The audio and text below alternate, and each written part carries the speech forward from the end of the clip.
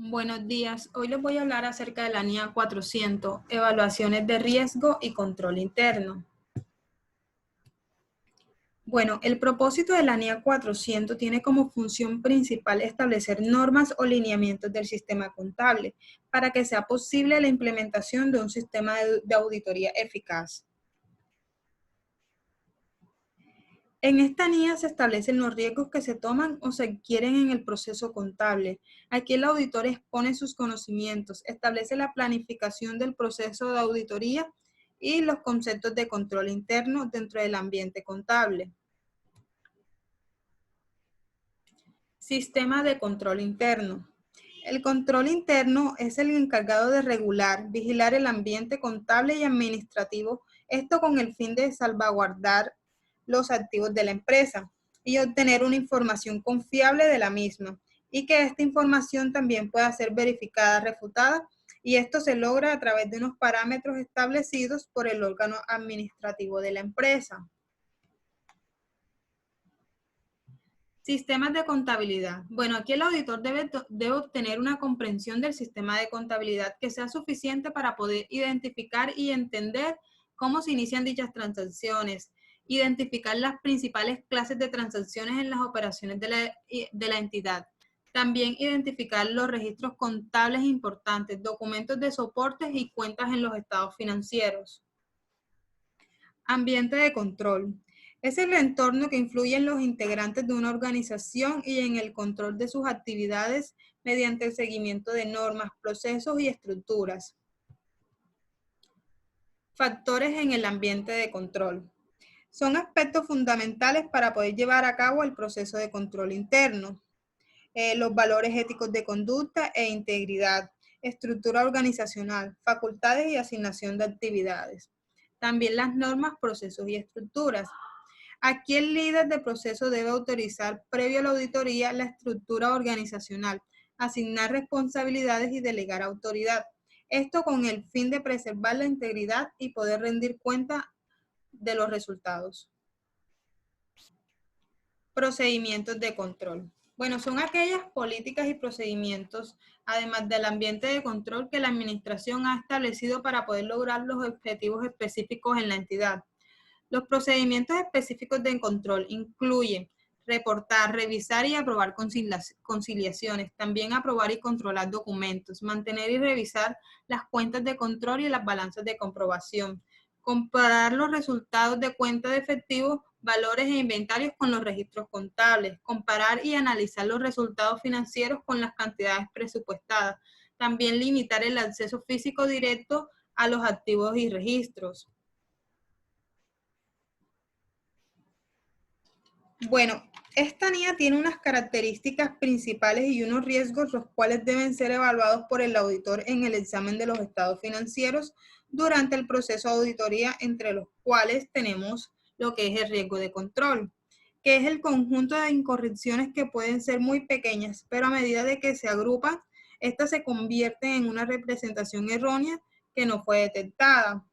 Bueno, para evaluar este riesgo, el auditor usa su juicio profesional para evaluar numerosos factores cuyos ejemplos son a nivel financiero. Aquí evalúa la naturaleza del negocio de la entidad, presiones inusuales sobre la administración, factores que afectan la industria, en la que opera la identidad. A nivel de saldo y de cuenta y clase de transacciones, evalúa el grado implicado para determinar saldos de cuenta, la complejidad de transacciones subyacentes y otros eventos que podrían requerir usar el trabajo de un experto. También evalúa las transacciones no sujetas a procesamientos ordinarios, entre otras. Limitaciones inherentes. Bueno, hay limitaciones inherentes en una auditoría que afectan la capacidad del auditor para detectar las exposiciones erróneas de carácter significativo. Estas limitaciones resultan de factores tales como el hecho de que la mayor parte de la evidencia de auditoría es más bien persuasiva que inclusiva, el uso de pruebas, las limitaciones inherentes de cualquier sistema de contabilidad y de control interno. El riesgo de control. El riesgo de control es una corrección o más bien modificación de una transacción contable que no fue detectada por el control interno de la entidad. El riesgo de control es el riesgo causado por las limitaciones inherentes a cualquier sistema de contabilidad y de control interno. Es esencial tener en cuenta que el riesgo de control será para las diferentes cuentas dependiente de la eficacia de los controles relacionados con cada una de ellas. Documentación de la comprensión y de la evaluación del riesgo de control. Bueno, aquí el auditor debe documentarse en los papeles de trabajo de la auditoría, la evaluación del riesgo de control, la comprensión obtenida de los sistemas de contabilidad y de control interno de la entidad. Evaluación final del riesgo de control. El auditor utiliza toda la información analizada para hacer una evaluación subjetiva del riesgo de control para cada objetivo. Existen diferentes formas para expresar esta evaluación. Algunos auditores utilizan la expresión subjetiva como alta, moderada, baja. Otros utilizan probabilidades numéricas como 1.0, 0,6 o 0,2 y así. El riesgo de detección, bueno, es aquel que se asume por parte de los auditores que en su revisión no detectaron deficiencia en el sistema de control interno. Asimismo, que los procedimientos de un auditor detecten una representación errónea que existe en un saldo de una cuenta o clase de transacción que podría ser de importancia relativa individualmente o cuando se agrega con representaciones erróneas. El riesgo de auditoría en los negocios pequeños. El auditor también necesita obtener el mismo nivel de seguridad para expresar su opinión no calificada sobre los estados financieros, tanto en entidades grandes como pequeñas. Sin embargo, muchos controles internos que serían relevantes para la entidad grande no son prácticos en los negocios pequeños. Ahora vamos a ver la evaluación de riesgo inherente. El intervalo del sistema de calificación de riesgo inherente es un proceso de auditoría que va de alto, mínimo o máximo. En el riesgo inherente, que está dado por los registros de acceso a las políticas internas de la empresa en concordancia con las normas que regula el registro y medición de los hechos económicos de acuerdo a la ley nacional. Bueno, el riesgo inherente se calcula sobre el total de cero por el valor óptimo. Sistema de evaluación de riesgos de control. El riesgo de control se calcula de dos formas y ambas son de obligatoria complicidad. Una de las formas es restar el total del valor obtenido menos el valor óptimo. Sistema de evaluación de riesgo de detección. Bueno, el riesgo de detección se toman las preguntas de riesgo de control, pero solo aquellas que tengan que ver con otros procesos.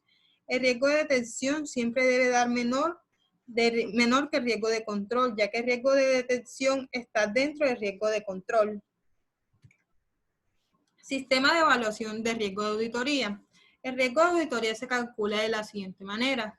Siendo riesgo de auditoría igual a riesgo inherente por el riesgo de control por el riesgo de detección, esto nos va a dar el total de riesgo de auditoría, como lo tenemos en este ejemplo, que el auditor se enfrenta a un riesgo de auditoría de 0,08%, donde el riesgo es bajo.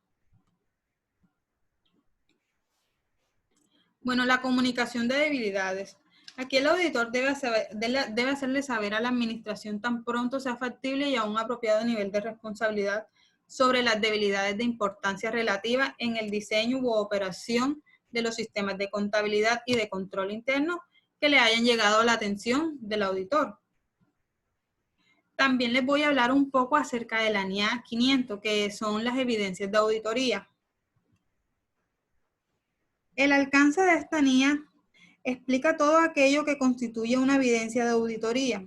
Cuando se realiza una auditoría de estados financieros, además trata de las responsabilidades del auditor en cuanto al diseño y aplicación de los procesos de auditoría para la obtención de dicha evidencia, la cual debe ser suficiente y adecuada, ya que nos va a permitir el alcance de las conclusiones razonables, indispensables para basar su opinión final de auditoría. El objetivo. El auditor tiene como objetivo tanto el diseño como la aplicación de los procedimientos de auditoría que éste considere necesarios de tal forma de que puede obtener información suficiente y adecuada con el fin de que ésta le permita obtener una conclusión razonable, con la cual basará su opinión final. Los conceptos. Dentro de esta NIA 500 tenemos varios conceptos que son registros contables, adecuación, evidencia de auditoría, experto de la dirección y suficiencia. Bueno, los registros contables. Con este término se hace referencia a todos aquellos registros de asientos contables iniciales como lo son los documentos, soportes de cheques, facturas, libros auxiliares, entre otros, con los cuales se realiza la imputación de costos, cálculos, conciliación e información a revelar en los estados financieros. Adecuación. La importancia y la fiabilidad con la cual se va a respaldar las conclusiones en las que se basa la opinión del auditor. Evidencia de auditoría. Es aquella información que utiliza el auditor para llegar a una conclusión en la cual basará su opinión final. El experto de la dirección. Bueno, es toda aquella persona u organización especializada en un campo distinto de la contabilidad o de la auditoría, lo cual facilitará la preparación de los estados financieros que se van a auditar. Suficiencia en la evidencia de auditoría. Es la cantidad de evidencia que de auditoría necesaria, la cual depende de la valoración por parte del auditor en cuanto a los riesgos de incorrección material, así como la calidad de evidencia. Esta NIA tiene unos requerimientos. Aquí el auditor deberá diseñar y aplicar los procedimientos de auditorías que sean adecuados teniendo en cuenta las circunstancias con las que se obtendrán las evidencias de auditoría. Cuando el auditor realice el diseño y aplicación de los procedimientos de auditoría, este considerará tanto la relevancia como la fiabilidad de la información que se utilizará como evidencia de auditoría. Si la información es utilizada como relevancia de auditoría, en su momento se evaluará mediante el trabajo de un experto de la dirección. El auditor también deberá evaluar la competencia y objetividad de dicho experto. Obtendrá el conocimiento del trabajo de dicho experto. Finalmente, evaluará la adecuación del trabajo de dicho experto como evidencia de auditoría en relación con la afirmación correspondida en la auditoría que se realice. Los procedimientos de auditoría. Bueno, la NIA 520 nos ayuda un poco más a entender por qué la obtención de evidencia en la utilización de procedimientos analíticos y cómo al final del periodo de la auditoría debemos volver a realizar este tipo de procedimientos con el fin de saber si entendimos todo el proceso normativo y de operaciones de la entidad. Eso significa que tendremos que hacer evaluación financiera de los datos financieros y no financieros. Y esos procedimientos también incluyen una investigación de las variaciones que resulten de un periodo a otro. Entonces, el auditor debe tener claro una expectativa de que existen relaciones entre los datos. Procedimientos de valoración de riesgo.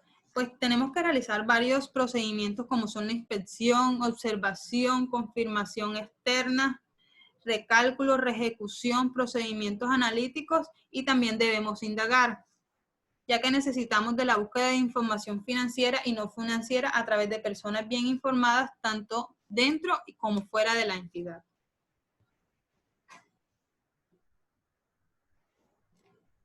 Muchísimas gracias.